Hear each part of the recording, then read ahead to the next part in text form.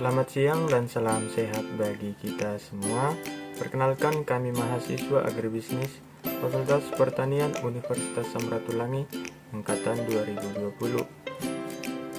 Nah, di dalam video ini kami dari kelompok 4 kelas B Komunikasi Agribisnis akan mempersembahkan sebuah video presentasi bisnis.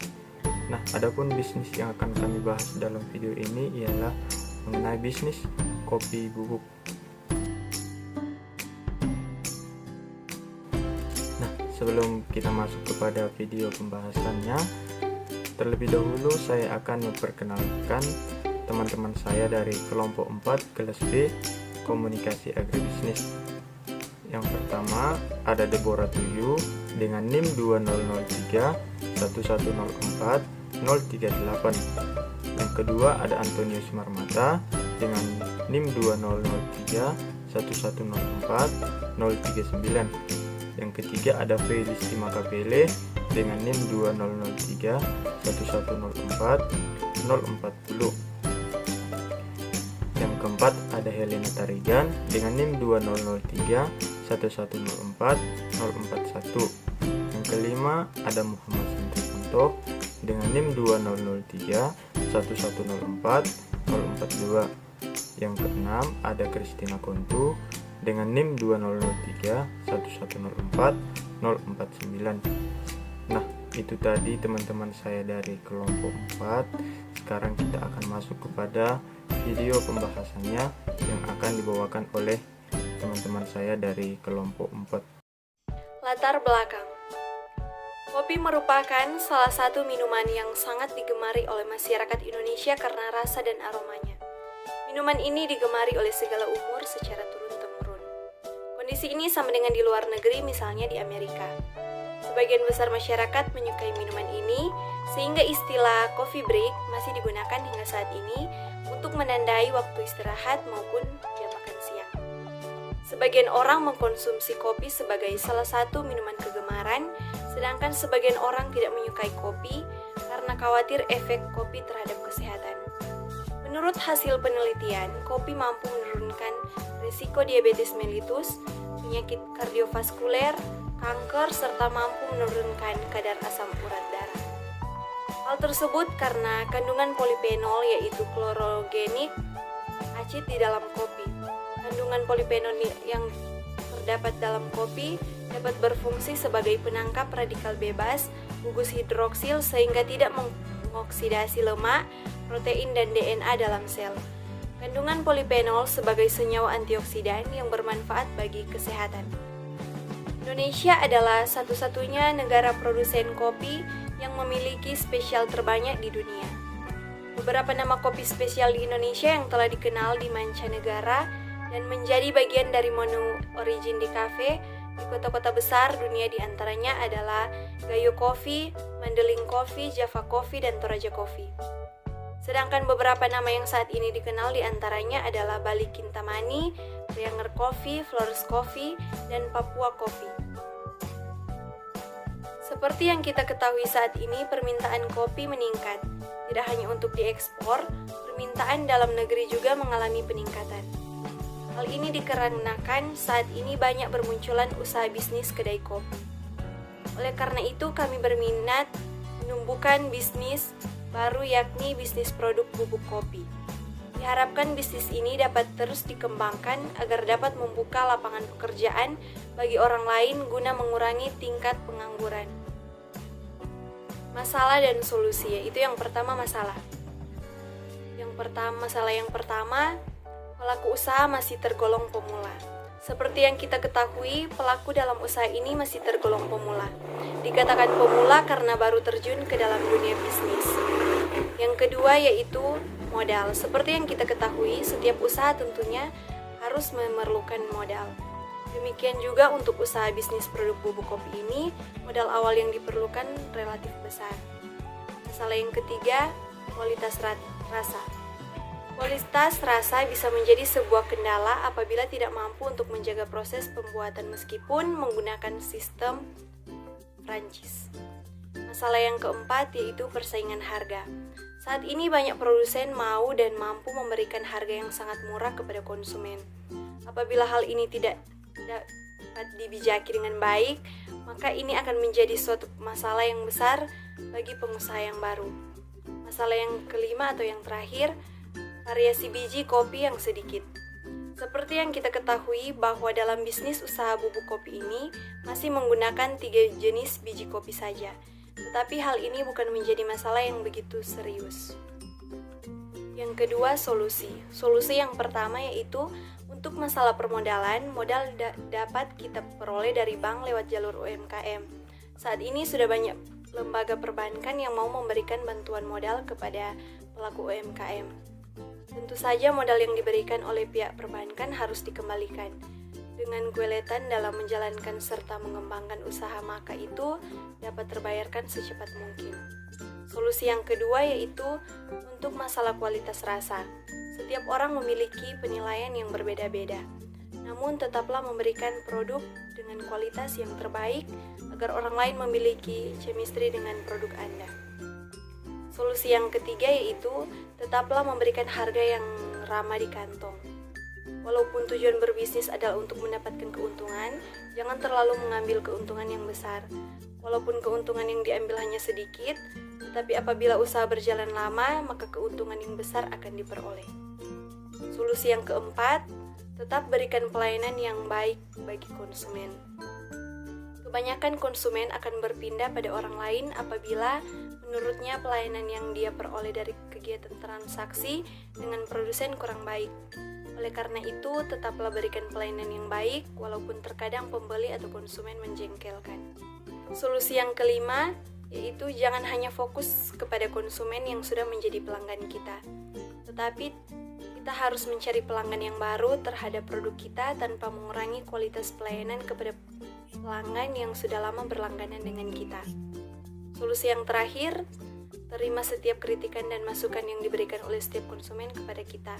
Karena kritikan dan masukan konsumen dapat menjadi landasan kita dalam mengembangkan suatu usaha bisnis yang sedang kita jalankan. Peluang dan target pasar. Peluang pasar, peluang suatu usaha bisnis merupakan suatu hal penting dalam menentukan keberhasilan suatu usaha. Semakin besar tingkat peluang yang diperoleh dalam menjalankan suatu bisnis usaha, maka semakin besar pula tingkat keberhasilan bisnis tersebut. Untuk peluang usaha bisnis bubuk kopi seperti yang kita ketahui, lumayan besar juga. Adapun beberapa hal peluang besar yaitu seperti 1. Semakin maraknya para pengusaha warung kopi dan kafe. Kedai kopi sepertinya bermunculan sejalan dengan tren gaya hidup ngopi cantik yang sedang digandrungi kaum milenial. Tak hanya masyarakat umum, para selebriti pun banyak melirik usaha kedai kopi. 2. Mayoritas penduduk Indonesia adalah pecinta kopi. Kebiasaan ngopi di Indonesia sudah bukan hal baru lagi. Bahkan kopi seringkali dijadikan sebagai simbol kerukunan. Dulu memang ngopi sering dikatakan sebagai kegiatannya orang tua. Tapi saat ini dengan banyaknya bisnis kafe kekinian, akhirnya kegiatan minum kopi pun menjadi hal biasa, yang banyak dilakukan oleh berbagai kalangan masyarakat, baik dari remaja hingga dewasa. 3. Bahan baku dan peralatan mudah didapatkan. Bahan baku pembuatan bubuk kopi bisa dikatakan mudah untuk didapatkan karena bahan baku yang diperlukan hanya biji kopi, dan Indonesia merupakan salah satu negara penghasil kopi terbesar. Begitu juga dengan peralatan yang digunakan dalam pembuatan bubuk kopi. Saat ini sudah banyak yang menjual peralatan dan perlengkapan pembuatan bubuk kopi. 4. Cara pembuatan bubuk kopi dapat dikategorikan mudah. Cara pembuatan kopi dapat dikatakan mudah. Pembuatan bubuk kopi diawali dengan proses sortasi biji kopi, lalu disangrai dan kemudian digiling menggunakan mesin penggiling. Setelah biji kopi digiling, maka selanjutnya ialah tahap pengemasan. 5. Metode pemasaran dan distribusi yang semakin mudah. Metode pemasaran untuk bubuk kopi cukup mudah dilakukan. Sebagai contoh, bubuk kopi bisa dipasarkan ke kedai kopi, ke warga sekitar, lewat media sosial, dan lainnya. Demikian juga untuk distribusinya. Saat ini sudah banyak jasa pengiriman barang yang dapat membantu dalam pengiriman bubuk kopi. Target pasar. Sebagai seorang pebisnis yang profesional, sangat penting buat Anda untuk menentukan target pasar. Dengan mengetahui target pasar yang akan Anda bidik, maka Anda akan semakin mudah mengembangkan bisnis Anda. Semakin mudah dalam mengembangkan bisnis Anda tersebut, lebih mudah dalam menentukan konsep ruangan usaha Anda. Sebagai contohnya, jika Anda membidik para generasi milenial, maka desain ruangan yang cozy dan colorful bisa menjadi pilihan. Adapun target pasar yang kami tuju dalam bisnis produk bubuk kopi ini adalah para pelaku usaha warung kopi atau kafe, masyarakat yang ada di daerah sekitar tempat tinggal kami. Untuk target penjualan kami dalam 1 bulan, yakni keseluruhan bubuk kopi yang dihasilkan dari total 12 kilo biji kopi dengan beberapa jenis kopi terjual secara keseluruhan. Model bisnis, bahan baku awal, 1 kopi robusta 2 kilo, 2 kopi robusta 2 kilo, 3 kopi gayo Aceh 2 kilo. Peralatan yang digunakan, 1 mesin roaster kapasitas 2 kilo, 2 mesin grinder kopi, 3 timbangan digital, 4 napan plastik ukuran 2 kilo, 5 sendok takar, 6 perekat, 7 ayakan biji kopi. Perlengkapan yang diperlukan, 1 kemasan ukuran 250 gram dan 400 gram, 2 buku tulis dan pulpen, 3 sarung tangan plastik, 4 stiker kemasan, 5 sarung tangan kain. Materi yang selanjutnya adalah proses pembuatan bubuk kopi. Proses yang pertama yaitu penyiapan bahan baku. Langkah awal dalam pembuatan bubuk kopi yakni penyiapan bahan baku utama pembuatan bubuk kopi, yaitu green bee, kopi robusta, arabica, dan gayo dengan masing-masing kopi sebanyak 2 kilo. Proses pembuatan yang kedua yaitu penyeragaman biji kopi. Ukuran biji kopi dari petani umumnya masih dalam bentuk campuran. Penyeragaman biji kopi dilakukan dengan pengayakan biji kopi yang terdiri atas 3 saringan dengan ukuran lubang 5 mm, 6 mm, dan 7 mm yang disusun bertingkat. Yang ketiga yaitu analisis fisik biji kopi. Sebagai bahan baku minuman, aspek mutu harus diawasi secara ketat karena menyangkut cita rasa, kesehatan konsumen, daya hasil, dan efisiensi. Biji kopi harus bersih dari jamur, kotoran, serta benda-benda kecil yang masuk ke dalam biji kopi. Proses yang keempat adalah proses roasting atau sangrai. Proses roasting atau sangrai adalah proses pemanasan biji kopi pada suhu tinggi untuk memicu terjadinya reaksi kimiawi antar senyawa kimia dalam biji kopi sampai berbentuk senyawa pembentuk aroma dan rasa. Durasi untuk waktu roasting antara 8-12 menit, tergantung sifat biji kopi dan tingkat sangrai yang dituju. Proses sangrai dilakukan secara bertahap sesuai ukuran biji kopi hasil ayakan sebelumnya. Proses yang kelima yaitu pendinginan setelah roasting. Sesudah proses sangrai selesai, biji kopi hasil sangrai dikeluarkan dari mesin dan ditampung dalam bak silinder yang dilengkapi dengan pengaduk dan kipas pendingin. Selama pendinginan, biji kopi diaduk agar hasil proses sangrai menjadi rata dan tidak berlanjut. Pendinginan harus dilakukan secara cepat upaya suhu yang semula 200 derajat Celcius dapat turun menjadi 45 derajat Celcius dalam kurun waktu 5 menit. Proses yang keenam yaitu rendeman sangrai. Selama penyangraian, biji kopi mengalami perubahan fisik dan kimiawi yang menyebabkan bobotnya susut yang cukup banyak. Susut tersebut disebabkan oleh penguapan air dari biji dalam biji kopi. Semakin gelap warna biji kopi hasil sangrai, maka rendeman sangrai semakin kecil dan susut bobotnya semakin banyak. Hasil rendeman setelah sangrai pada umumnya 86% sampai 82%. Perhitungan hasil rendeman sangat penting untuk menghitung hasil produksi. Proses yang ketujuh yaitu penggilingan. Biji kopi sangrai digiling menggunakan mesin penggiling biji kopi sampai diperoleh butiran bubuk kopi dengan ukuran tertentu. Ukuran butiran diatur oleh kehalusan lubang saringan mesin penggiling. Semakin kecil ukuran lubang saringan, maka semakin halus hasilnya. Seperti pada proses sangrai, susut berat pada penggilingan juga dijumpai. Susut ini terjadi oleh butiran bubuk kopi yang sangat halus terbang ke lingkungan rendeman penggilingan pada umumnya sebesar 92%. Proses yang ke-8 yaitu pengemasan. Setelah semua biji kopi sangrai siap digiling, kemudian dilakukan pengemasan. Kemudian dimasukkan dalam kemasan yang sudah disediakan. Untuk mengetahui berat satu kemasan, dilakukan penimbangan dengan timbangan digital. Berat satu kemasan yakni 250 gram dan 400 gram.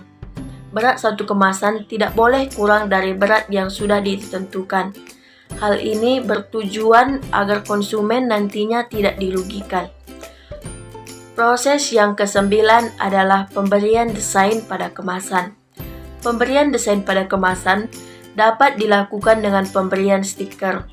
Pemberian stiker pada kemasan ini bertujuan untuk menambah ciri khas dari produk bubuk kopi. Di dalam stiker bisa dicantumkan nama produk, berat isi produk, dan jenis biji kopi yang digunakan, serta lama produk bisa bertahan. Stiker kemasan sebaiknya didesain menarik agar konsumen tertarik dengan produk kita dengan adanya stiker. Sebagai tambahan, dalam pemilihan kemasan produk bubuk kopi, ada beberapa hal penting yang kami perhatikan dalam melindungi dan mempertahankan aroma dan cita rasa selama proses pemasaran. Adapun hal-hal yang kami perhatikan dalam kemasan bubuk kopi yakni, yang pertama, kemasan tidak bereaksi dengan bubuk kopi. Yang kedua, kemasan memiliki daya tahan tinggi terhadap goresan dan sobekan.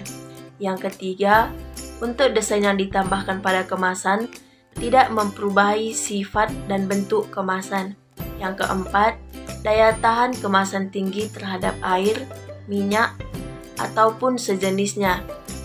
Yang keenam, murah dan mudah diperoleh. Kemudian, bagian dalam kemasan terbuat dari aluminium foil yang ramah lingkungan.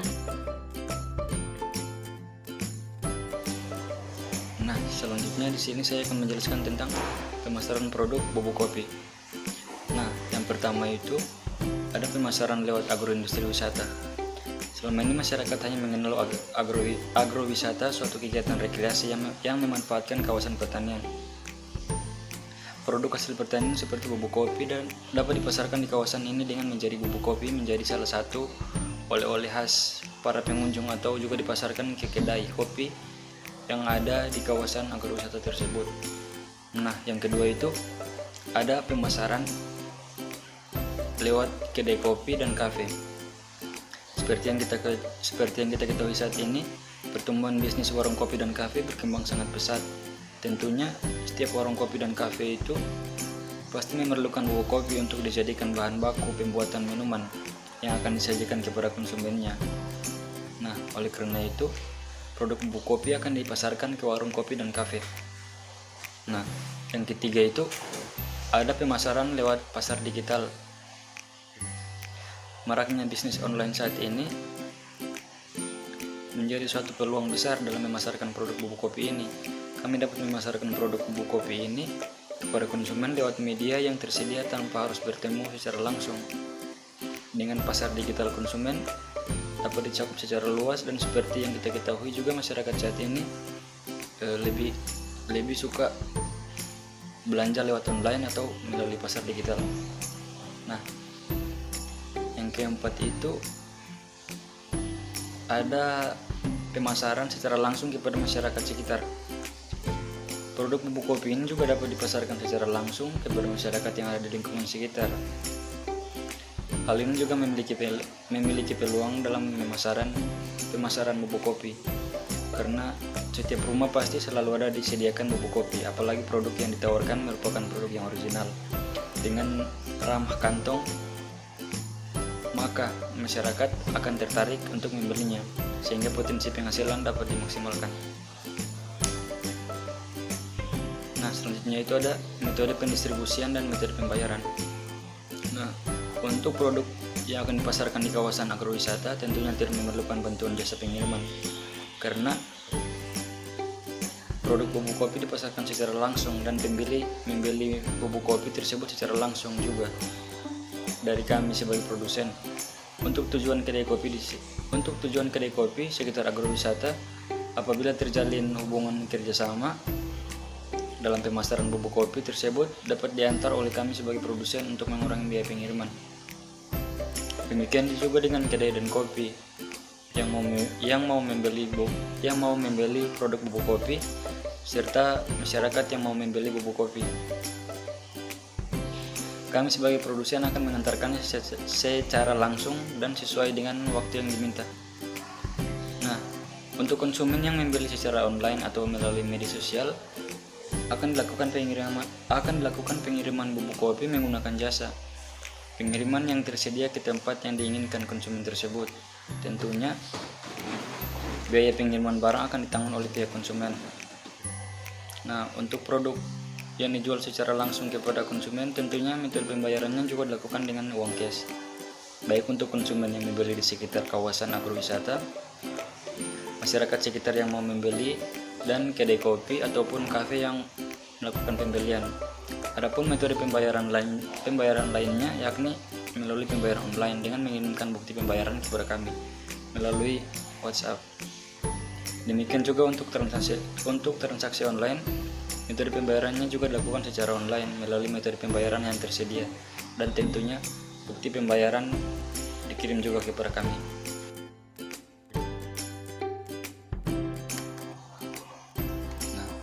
Selanjutnya ada proyeksi keuntungan. Yang pertama itu ada mesin roaster kapasitas 2 kg kopi, jumlahnya 1 unit, harganya itu 14 juta, jumlah biaya 14 juta, ketahanannya 5 tahun, biaya per tahun yakni 2.800.000. Yang kedua itu ada mesin grinder kopi kapasitas 2 kg 1 unit, harga persatuan 5 juta, jumlah biaya 5 juta, ketahanan 5 tahun. Nah, biaya per tahun itu 1 juta. Selanjutnya ada timbangan digital, jumlahnya 1 unit, harga persatuan itu 850.000, jumlah biaya ribuan 850.000, ketahanan yakni 5 tahun. Nah, biaya per tahun itu mencapai 170.000. Selanjutnya ada sealer atau perekat, jumlahnya 1 unit, harga persatuan 200.000, jumlah biaya 200.000, ketahanan 5 tahun, biaya per tahun 40.000. Nah, selanjutnya itu ada ayakan biji kopi, jumlah 1 set, harga persatuan 130.000, jumlah biayanya itu 130.000, ketahanan 1 tahun, biaya per tahun itu 130.000. Nah, selanjutnya ada nampan plastik, jumlahnya 5 buah. Harga persatuannya itu 15.000. Jumlah biayanya 75.000. Ketahanan 1 tahun. Biaya per tahun itu mencapai 45.000. Nah, yang kedua itu mencapai 75.000. Nah, selanjutnya itu ada sendok takar 3 buah. Harga persatuannya 15.000. Jumlah biaya 45.000. Ketahanan 1 tahun. Biaya per tahun 45.000. Nah, yang terakhir itu ada buku double folio. Jumlah 1 buah. Harga persatuan 25.000. Jumlah biayanya 25.000. Ketahanan 1 tahun. Biaya per tahun itu berkisar 20.000. Semuanya biaya per tahun itu mencapai 4.285.000. Biaya bahan dan perlengkapan dalam 1 bulan. Biji kopi Robusta sebanyak 4 kg dengan harga satuan 40.000 per kilogram, jumlah biaya 160.000. Biji kopi Arabica sebanyak 4 kg dengan harga satuan 45.000 per kilogram dengan jumlah biaya 180.000. Biji kopi Gayo Aceh sebanyak 4 kg dengan harga satuan 50.000 per kilogram, jumlah biaya 200.000. Kemasan 250 gram dengan jumlah 12 buah, harga satuan 5.000 per buah dengan jumlah biaya 60.000. Kemasan 350 gram sebanyak 18 buah, harga satuan 5.000 per buah dengan jumlah biaya 90.000. Stiker untuk kemasan 30 buah, harga satuan 2.000 per buah dengan jumlah biaya 60.000. Sarung tangan kain 2 pasang, harga satuan 5.000 per pasang, jumlah 10.000. Sarung tangan plastik 4 pasang, harga 2.000 per pasang, jumlah 8.000. Biaya listrik 50.000 dan biaya lain 100.000. Jadi total keseluruhan 918.000. Maka total biaya pengeluaran untuk perlengkapan dalam 1 bulan yakni sekitar 918.000. Hasil produksi. Seperti yang kita ketahui, dalam proses sangrai terjadi penyusutan. Adapun rendaman yang diperoleh dari hasil sangrai adalah sebanyak 86-82% sesuai tingkat sangrai. Untuk usaha ini, ketiga jenis kopi yang diolah disangrai dengan tingkat sangrai yang berbeda. Jenis kopi Robusta memiliki berat awal 4.000 gram, hasil sangrai hitam 82%, hasil yang diperoleh 3.280 gram, susut penggilingan 5%, total produksi 3.116 gram, total pieces ukuran 250 gram sama dengan 4, total pieces ukuran 350 gram 6, dan sisa bubuk kopi 66 gram.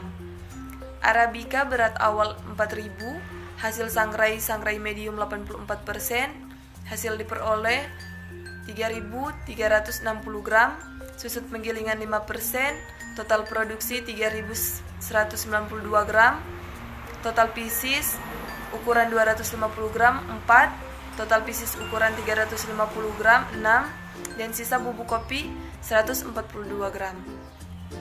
Gayo Aceh berat awal 400 gram, hasil sangrai medium 84%, hasil yang diperoleh 3.360 gram, susut penggilingan 5%, total produksi 3.192 gram, total pieces ukuran 250 gram 4, total pieces ukuran 350 gram 6, dan sisa bubuk kopi 142 gram. Total keseluruhan berat awal 12 gram, hasil yang diperoleh 10.000 gram, susut penggilingan 5%, total yang diproduksi 9.500 gram, total pieces ukuran 250 gram 12, total pieces ukuran 350 gram 18, sisa bubuk kopi 350 gram. Sisa bubuk kopi dari ketiga jenis kopi tersebut dicampur dan diperoleh tambahan 1 pieces ukuran 350 gram. Kegiatan produksi dilakukan sekali dalam sebulan.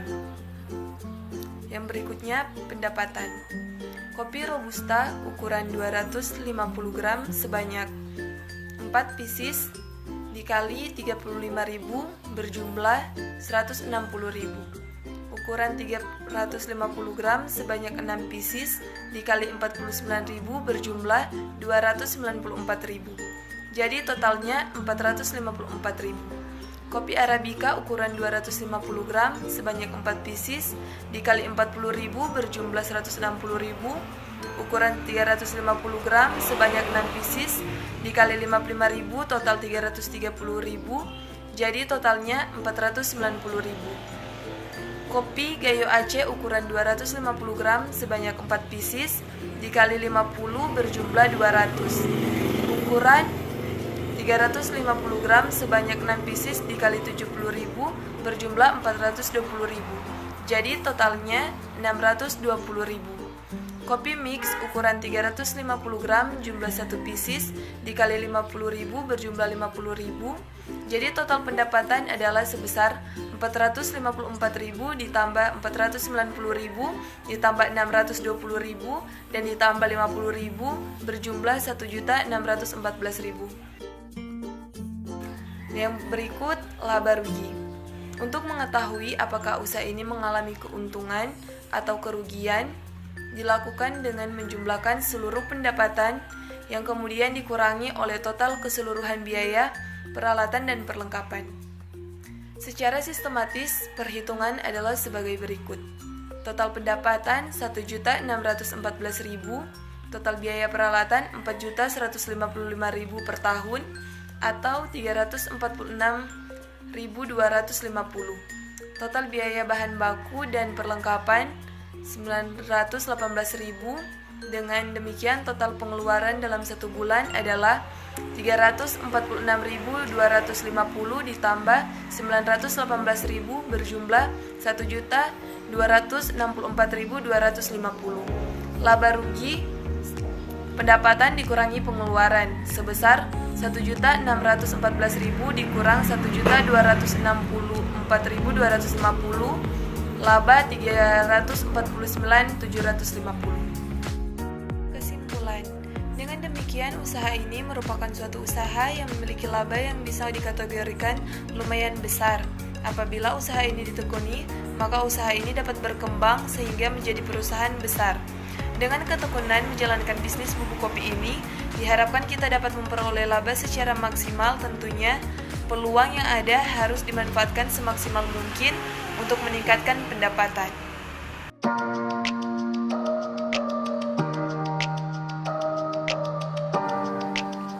Nah, demikian video presentasi bisnis, yakni bisnis bubuk kopi dari kami kelompok 4 kelas B komunikasi agribisnis.